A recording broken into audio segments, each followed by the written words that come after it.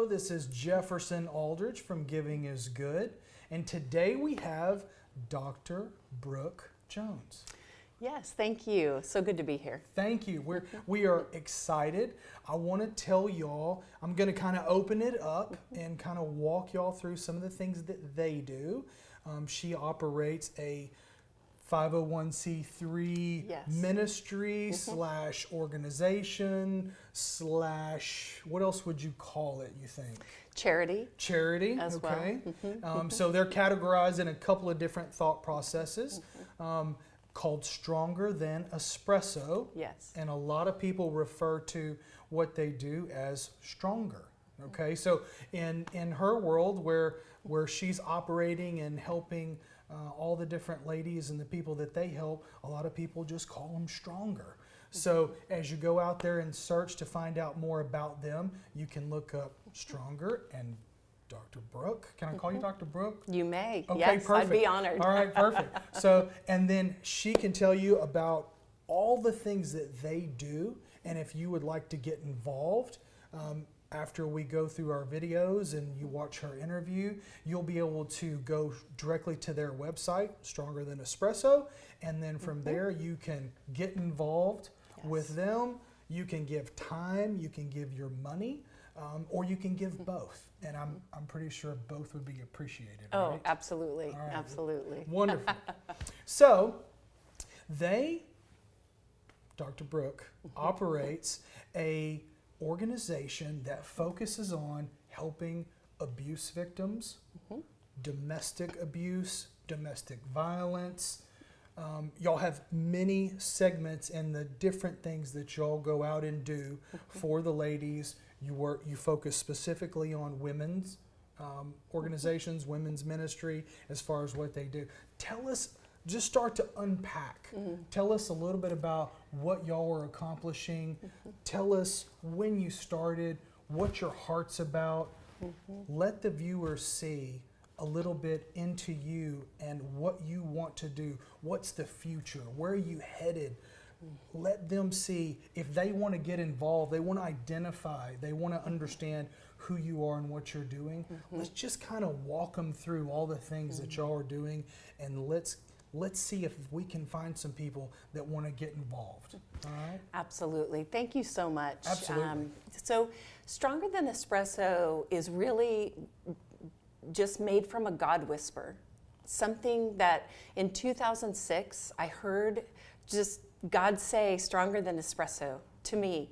And I thought, I have no idea what that is. And that began a journey of obedience and one step after another step that brought us to create the nonprofit, the 501c3. We founded our ministry in 2013. So we are entering our 7th year, which is so exciting. And I'm impassioned about this issue, about abuse and survivors of abuse, because I am one of them. Okay. I am a survivor of domestic violence, dating violence, sexual assault, teen dating and violence, and childhood sexual abuse. I know all too well what a survivor and someone healing from a lifetime of different types of abuse it can have on a person, and it changes you at the core. You're not just telling people about it. That's right. You've lived it. Oh, absolutely. You've come from it. You've come out of it. Yes. Surviving. Yes. Living vibrantly. Yes. And you're here to tell us a story. I am, and I wasn't always like that, because I was in abuse. And what happens to many people who become victimized from abuse, especially through marriages or relationships as adults, you never see it coming. You don't just set out one day that you're going to be abused. But what happens is you become isolated and you become dependent in some way. For me, it was financially dependent, but there are many layers of abuse. There's physical abuse, sexual abuse, social abuse, economic abuse, verbal, and psychological. All of these pieces together begin to control a person, because abuse is about power and control.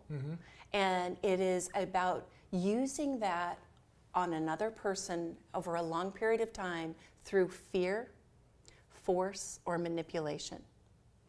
So in my journey, I ended up, abuse escalated to very physical and very violent. I was able to escape, and I was treated in an emergency room. And that was the first time that anyone had ever said to me this thing called domestic violence. Well, more years followed, and I was stalked. It was aggravated stalking, all the things that a person could go through. Wow. And I was really destroyed as a person. I was a hollow shell of what used to be a vibrant, living, wonderful person. And all of that had been eroded from me. Broken. Absolutely broken. Right? Every part of me was fractured. And over time, I would hear people say things to me like, Brooke, God loves you. But that didn't mean as much to me as maybe the next person, because it was like a cord in my life had been completely broken. And if the person who's closest to you, who is to love you the most, is hurting you day in, day out, promises come with pain, the idea of what love really is, it completely changes. You don't look at love the same way, and that stays with you decade after decade. What kind of programs, what is y'all's main focus till there will be ladies that are living in there could be girls, ladies, teenagers living in this environment that you're talking about, that you've come from. What's the thing that you can tell them that you go, hey, if you will just hear this, if you will listen to this, know that you can get help, and that what are those things that you tell those people when you're dealing with them and you're helping them and you're trying to help them change and understand the things that they're going through?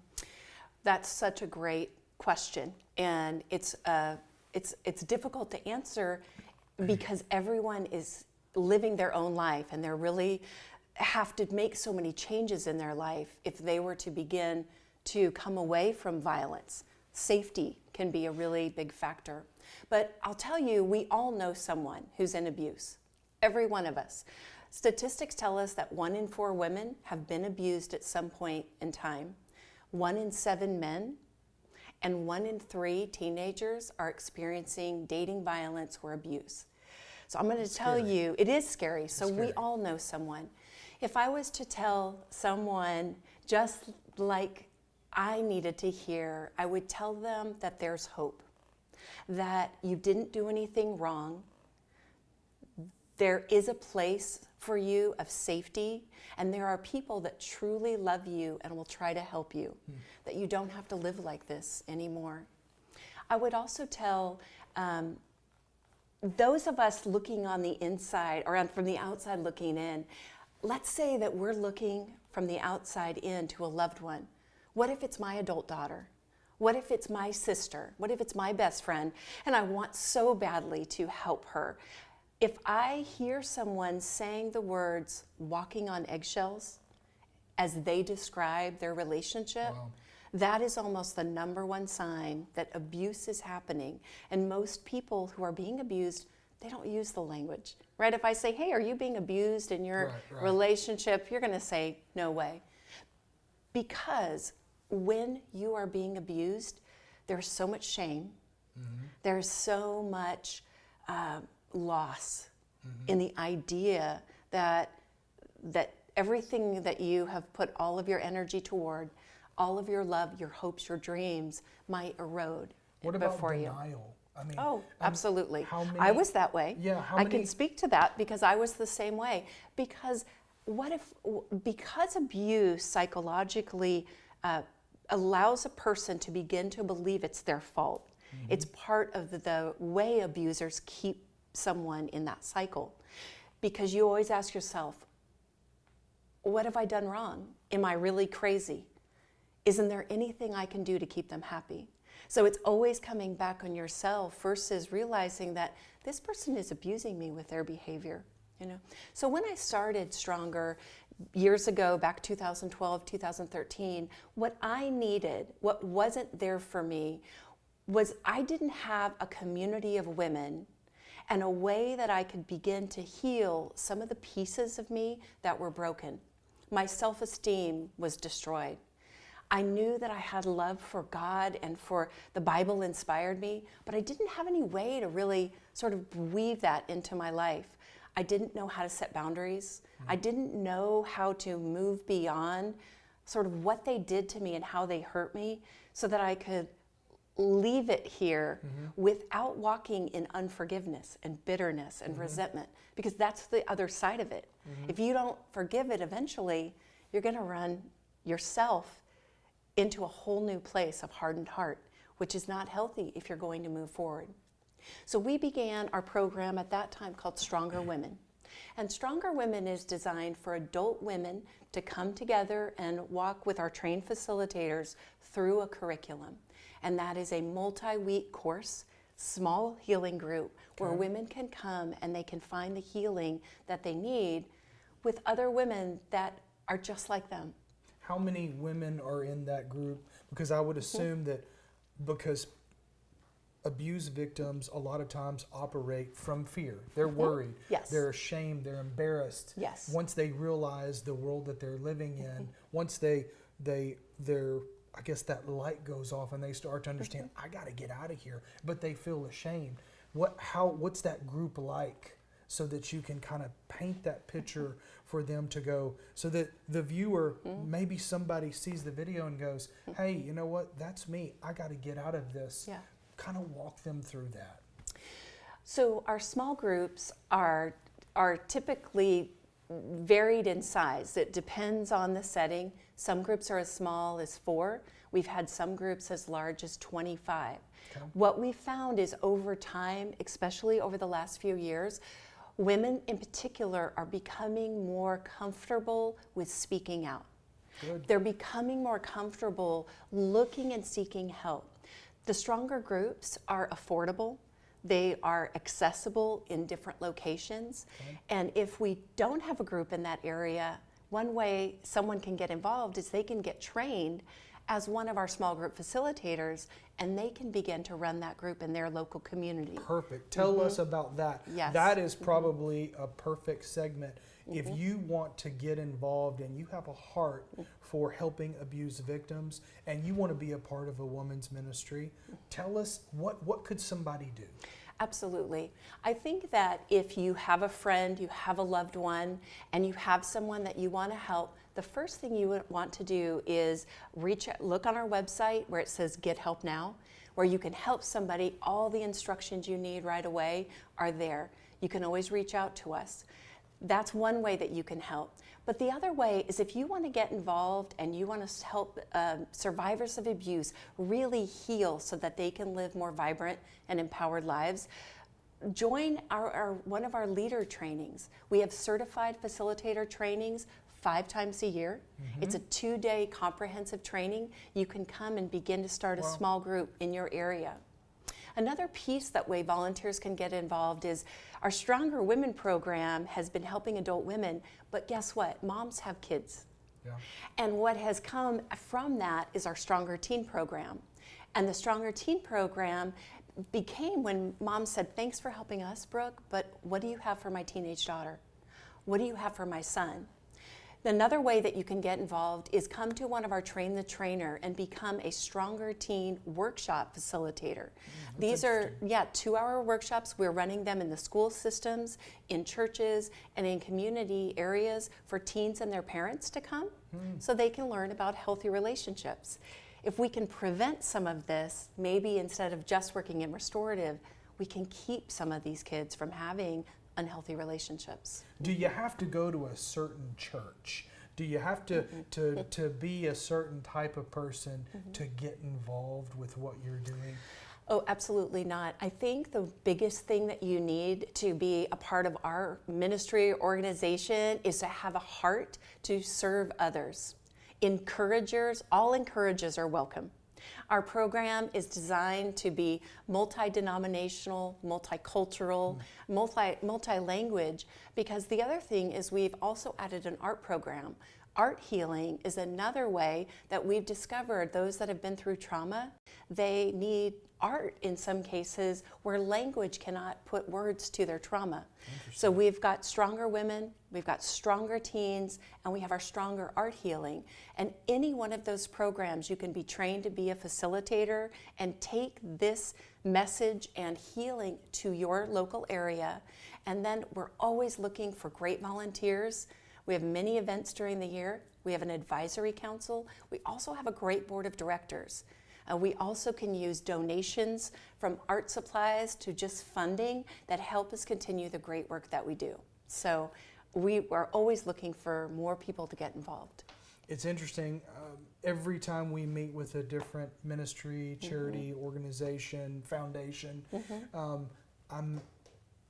this light bulb goes off of, hey, what types of individuals can come and help somebody that's running something like what you're doing, when normally they may not think, hey, I could do something.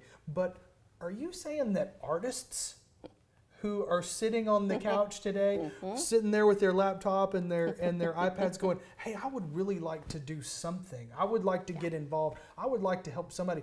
Are you saying artists can help? Yes. There is a process that we use in training that we do. We take art, and it's not specific art, it's a function of healing through art properties. So we can add any kind of art project, but we add and layer it with trauma healing techniques and best practices. And we would love to have artists come off the couch, join in and lead these groups, because it's the passion for them to heal and then begin to take the next step. And so whether they're doing that through art, whether they're doing that through a teen workshop where they're learning, whether they're doing that through Stronger Women and building their self-esteem, when a person is able to take back some of that personal power that has been taken away from them, they begin to see themselves with value. They begin to know that they have dignity and ask others to treat them with dignity and respect. And that leads them to healthier, happy relationships and better lives. They find an identity. Absolutely. Finally, yes. Or they regain their identity that they've lost. Absolutely. From being broken or being in these relationships. That's right. Because it takes a lot away from their core self-esteem and their person, and they are able to heal those pieces, and then they move on and they really can determine, what is God's purpose for me?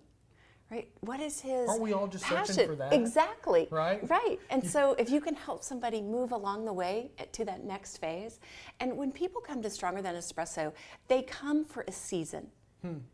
They come for a season of healing, a season of restoration, a season to refresh themselves emotionally, physically, and spiritually.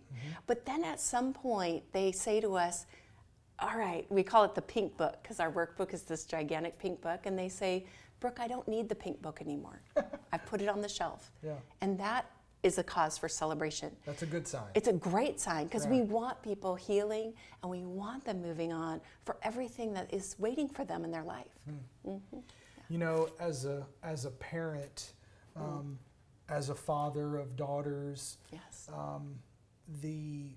The cause, the thought process, what it is that you do, very important to me, because I am a father of daughters. Yes. We always try to instill into our children, into the girls, hey, well, they're not really girls anymore, they're becoming ladies, right? Yes. But they'll always be our babies, Of right? course.